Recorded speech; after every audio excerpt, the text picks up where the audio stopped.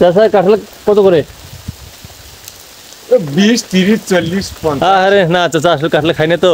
তো morning okay হাঁটতে বেরিয়েছিলাম, তো হঠাৎ করে বৃষ্টি চলে আসলো। বৃষ্টিতে ভিজতে খুব ইচ্ছে করছে। আসলে পিছনে কি কুকুর, এই কুত্তাগুলো আসলে কই থেকে আমি বুঝতেছি না যে আসলে ওরা আসলে কই যাবে। আমি একটু এখানে দাঁড়াই, কাজগুলো কি হবে। কুত্তা বাবারা তোমরা চলে যাও, তোমরা এখানে কি করো? যাও বাবারা যাও। হাঁটতে আসতেছে, একটু হাঁটু ওয়েট করতে হবে, কখনো মুখ করে। এ বাবা কাম ছাড়ছে। ওকে যাও, তোমরা যাও। ওকে চলে গেছে। সো একটু বৃষ্টিতে ভিজি, অনেকদিন থেকে বৃষ্টিতে ভেজা হয় না। আর এখন অসুস্থ হলেও খুব একটা কষ্টটা হবে না। সারাদিন বাসায় শুয়ে দেখবো, একটু আরাম করবো। ওকে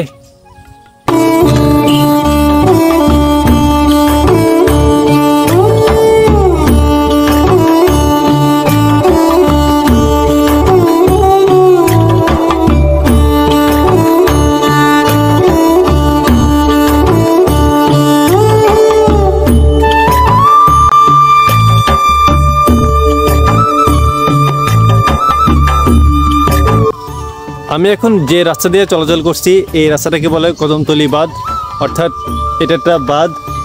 এই বাঁধের একমাত্র উদ্দেশ্যটা হচ্ছে ওই দিকে যে কত নদীটা যে রয়েছে, ওই নদীর পানি যেন বাঁধের এই পাশে গ্রামে যেন প্রবেশ করতে না পারে, এই জন্য এই বাঁধটা দেওয়া।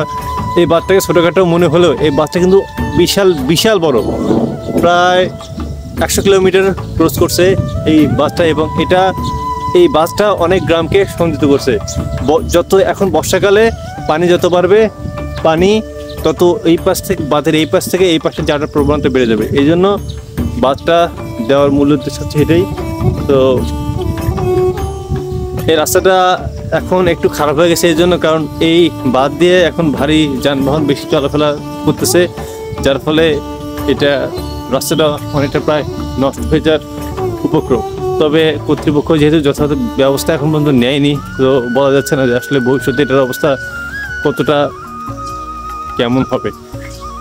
তো ছোটোবেলায় এই রাস্তা দিয়ে আমরা কদমতলী মাঠে যেতাম, খেলতাম, এবং মূলত এই রাস্তাটা একটা মেইন রাস্তা হিসেবে কাজ করে। কারণ আপনি যে কোনো গ্রামে ঢুকতে যান না কেন, এই রাস্তাটা আপনাকে ব্যবহার করতে হবে। আমাদের গ্রামটা যেহেতু আর অনেক দূরে, এই জন্য এটা খুব একটা সচরাচর ব্যবহার করতে হয় না। তবে যদি এদিকে কোনো প্রয়োজনে আসি, তাহলে সেক্ষেত্রে আমাদের এই রাস্তাটা ব্যবহার করতে হয়। আর যেহেতু এটা নদী এলাকা, এখানে অনেক জমি জমা আছে, কাজের ক্ষেত্রে মানুষদের এখানে আসতেই হয়, এবং নদী পাড়ে মানুষের জীবনযাপনটা আসলে অনেক কষ্টকর।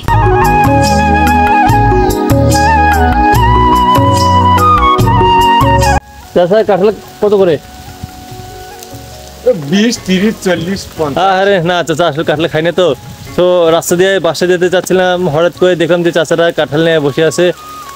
চাচা কেমন যাচ্ছে আপনার দিনকাল, জিনিসপত্রের যে দাম? এখন ওই ইনকেই চলে, দিন কাজ আছে, ইনকেই চলা নাই। গোস্ত খাচ্ছিলেন? মাংস কুরবানি দেয় না, গোস্ত করবাম। হ্যাঁ রে চাচা, আসলে কি করবেন বলেন। আসলে দশের ভাগত যা আমারও তাই। আসলে চাচা করে কিছু নেই, দোয়াটা করেন। ঠিক আছে চাচা, ভালো থাকেন। আচ্ছা ওকে, যাই বাসায় যাই। এটা হচ্ছে কদমতলী গুচ্ছগ্রাম। যারা অসহায়, সম্বলহীন, যাদের থাকার জায়গা নেই, তারা আসলে এইসব জায়গায় থাকে। চাচারা কেমন লাগতেছে এই গুচ্ছগ্রামে? কোনো সমস্যা নেই তো? তো প্রতিদিন এখানে আসি, চাচা চাচাদের সাথে কথাবার্তা বলে খোঁজখবর নেই। চাচা কেমন আছেন? সবকিছু ঠিকঠাক আছে তো? কোন সমস্যা নেই তো? সমস্যা হলে কিন্তু আমাদের বলবেন। অবশ্যই যাবেন। হ্যাঁ চাচি, সে তো বুঝতে পারছি, জিনিসপত্রের যে দাম কি আর বলবো। যাক চাচি, দোয়াটা রাখবেন, সৎপথে থাকবেন। হ্যাঁ হ্যাঁ। তো চাচা চাচি এখানে অনেক ভালো একটা সম্পর্ক, অনেক দূর থেকে আসি, প্রতিদিন আসি, তাদের সাথে দেখা সাক্ষাৎ হয়, তাদের খোঁজখবর রাখি। মানে অসাধারণ তাদের সাথে একটা সম্পর্ক, শুধু এনাদের সাথে না, যে গ্রামে ঢুকি অনেক মানুষের সাথে আল্লাহর মধ্যে অনেক পরিচয় ভালো। তো ভালো লাগে।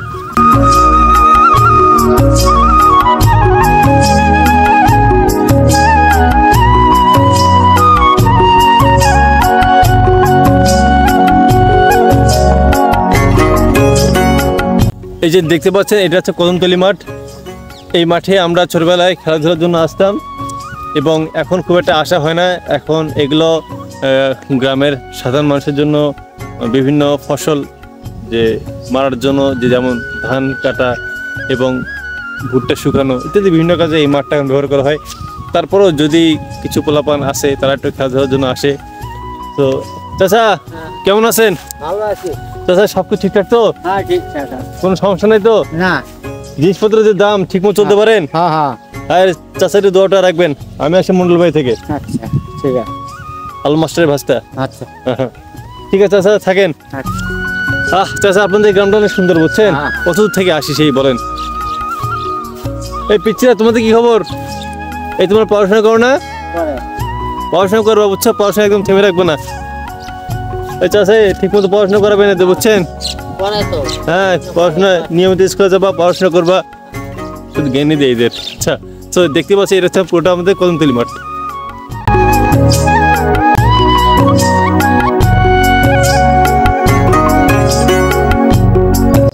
মর্নিং ওয়াকে আসছিলাম, হঠাৎ করে বৃষ্টি। কত সুন্দর এই রহমতে বৃষ্টিতে ভিজতে। আগে কত বৃষ্টি যে দেখেছি শ্রাবণে, জাগেনি তো এত আশা ভালোবাসায় মনে। জানি সে তো ছিল আগে ঘুমে অনুভবে স্বপ্ন চারিনি, আজের আগে অনুরাগে লেখে বৃষ্টি জাগে প্রেমের কাহিনী। জানি সে তো ছিল আগে ঘুমে অনুভবে স্বপ্ন চারিনি, আজের আগে অনুরাগে লেখে বৃষ্টি জাগে প্রেমের কাহিনী। রিমঝিম ধারাতে চায় মন হারাতে, রিমঝিম ধারাতে চায় মন হারাতে। সো এখন বাসা ফেরা পালা, গাটা একদম ভিজে যাচ্ছে। তাহলে তাহলে থাকেন, ভালো থাকেন। না আচ্ছা আচ্ছা, খাওয়া দাওয়া করে আসছি, করবো একদিন ইনশাল্লাহ। সো প্রচুর বৃষ্টিপাত।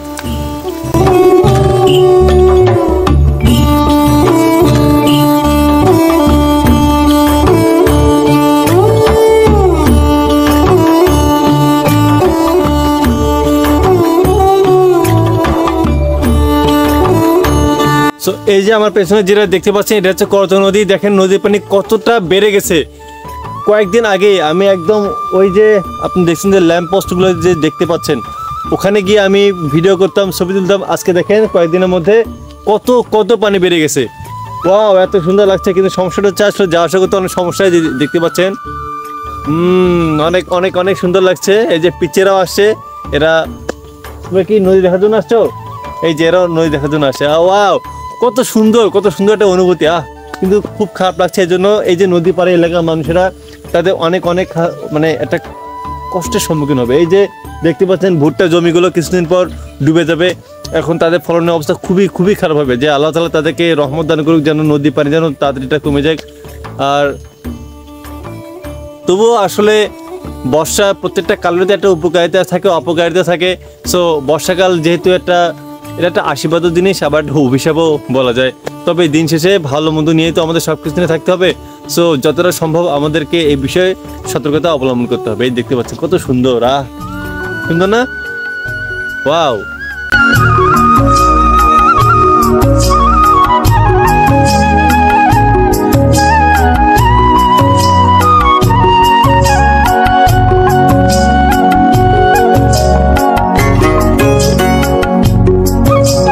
আকাশে গুরুম শব্দ হচ্ছে। সো বোঝা যাচ্ছে যে অনেক বৃষ্টিপাত হবে, ঝড় বৃষ্টি একটা পূর্বাভাস।